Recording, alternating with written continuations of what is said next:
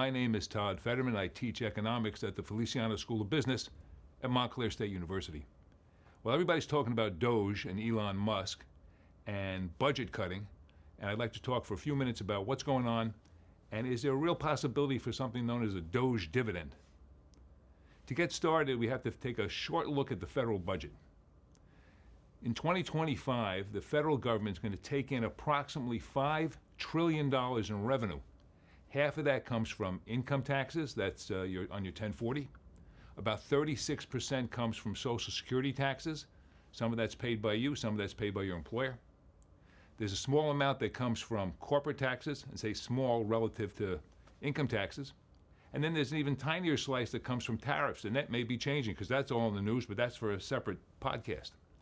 So the government this year is going to take in approximately $5 trillion. Where's the money go? Well, unfortunately, we take in 5, but this year we're going to spend about 7. Out of that 7 trillion that we're spending, approximately 5 trillion of it is mandatory or required. That money goes to Social Security, and it goes to Medicare, also goes to Medicaid, and to pay interest on the debt. Those 4 items alone push in the ballpark of $5 trillion, and it's basically untouchable. There's very little cutting to be done there. So what's left is about $2 trillion worth of discretionary. The discretionary money is split into 2 different pieces. Congress sets a budget every year for themselves, for all the 3-letter agencies, the FDA, the CIA, the NSA, the Supreme Court budget, the congressional budget. And then there's another trillion roughly that goes to defense, which might be subject to cutting, but probably not because that's a lot, fairly protected money. So when we get down to it, out of the $7 trillion that we're spending, there's really only about $1 trillion of discretionary items that are available for cutting, and that's what DOGE has been working on.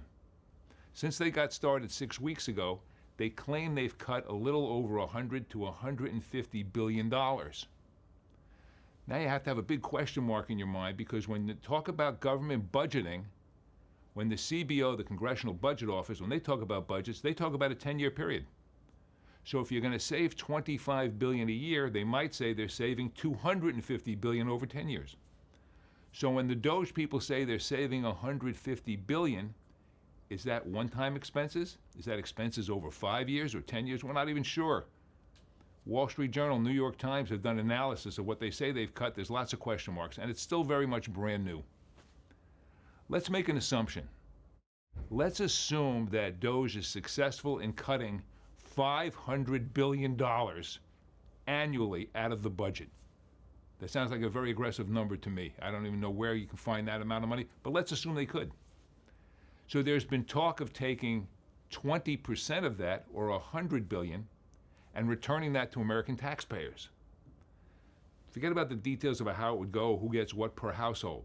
Could they really send $100 billion back to people? Well, it would be very popular, but here's the problem.